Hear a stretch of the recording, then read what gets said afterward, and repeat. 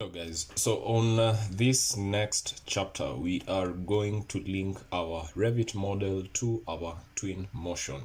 So here we are, I'm at the Datasmith tab, and what firstly we are supposed to do is to export this file. So click on export to Datasmith file. The folder is good YouTube students that we had created. So we can create a new folder. Let's call it render file. Click OK.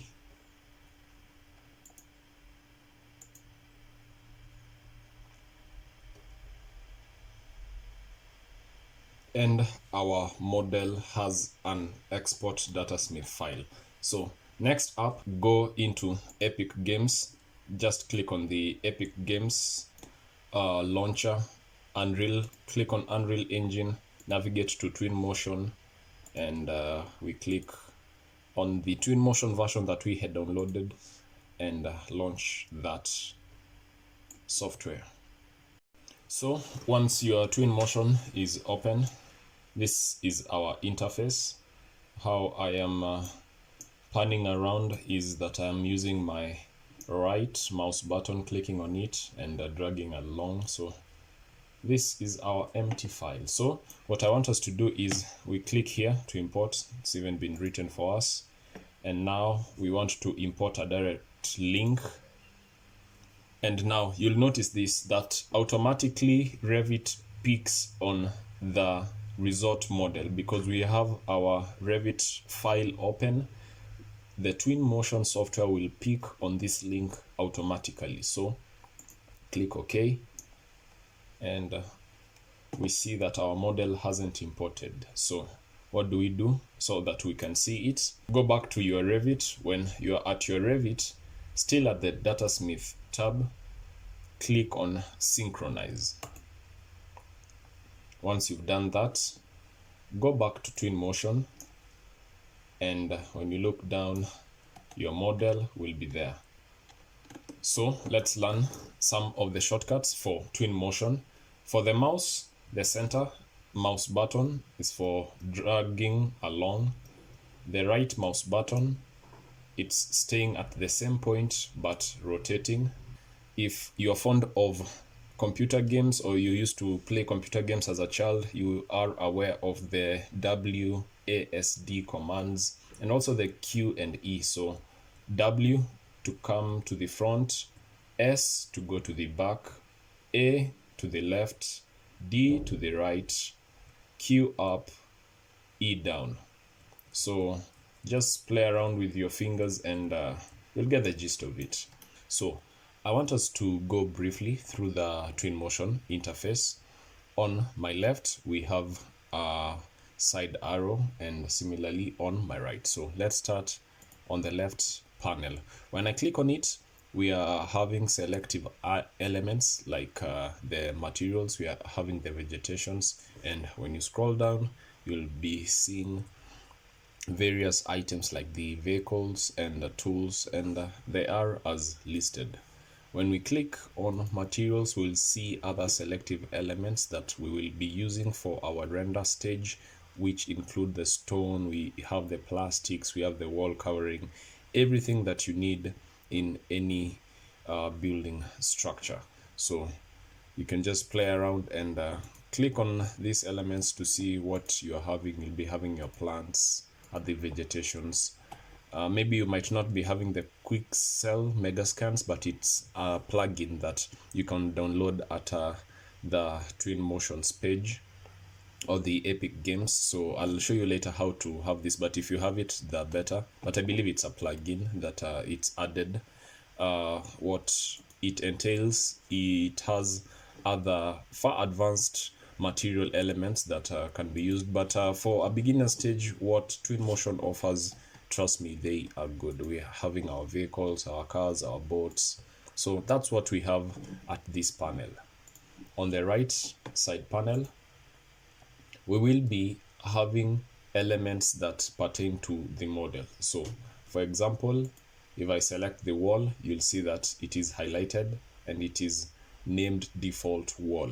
The sash the default floor, the roof. So these are elements that pertain to the model that are here. So if you want to select any item within the model, you can come here, you can search it out, because once you start to populate the model, the list will grow long, and it can be a uphill task to find a selective element. So let's close this down and press the escape key.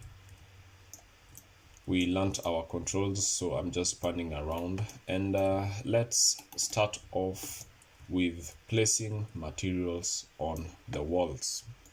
So come here, come to materials, you can go to wall covering, the roof for the roof. So let's go to the stone, scroll down, you will find slate.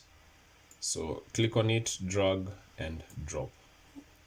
And when we do that, we are having settings that pop up on how we want this material to behave.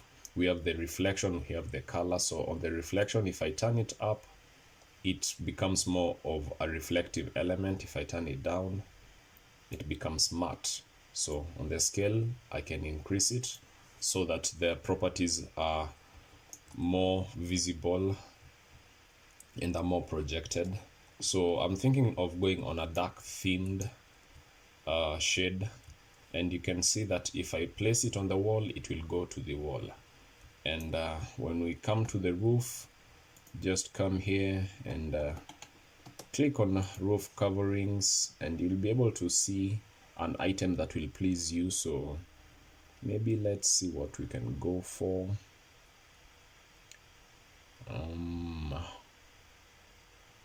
We can try this out. So once that's selected, you can see it's there. Maybe we can increase the scale to make it more realistic of iron sheets. Now you'll notice something, that the material selected should appear at the top, but it also appears at the bottom. Similarly for the walls, if I go inside the unit, you can see that the interior unit is similar as the exterior, and that makes our project a little bit dull. So what can we do to separate these elements? I was doing that so that we can just put it out there on how we place our material. So it's just a matter of dragging and dropping. But now let us separate so that the exterior color is different from the interior color. But before then, maybe we can change the landscape. Let's see what we can do about that. We can come to vegetation and landscape. Let's see, the landscapes offered, maybe not there.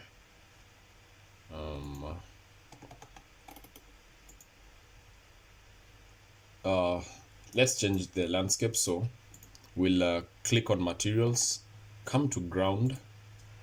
We can have it as a man-made ground where we're having asphalt and paver blocks and all that, but maybe let's have it more as a nature setting. So maybe you can go with this ground, place it there,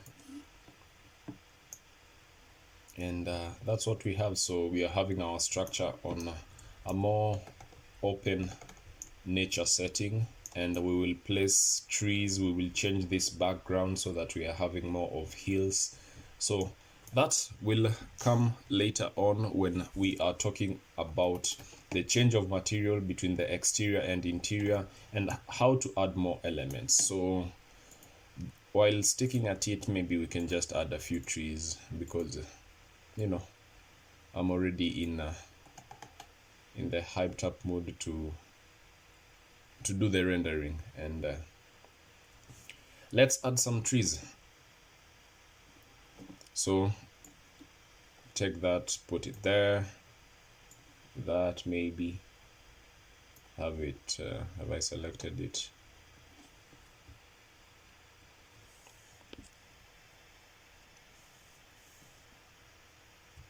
If it appears at the wrong direction, you can just, every item has these arrows, and when you click at the center, you can see it is highlighted and we can move the element.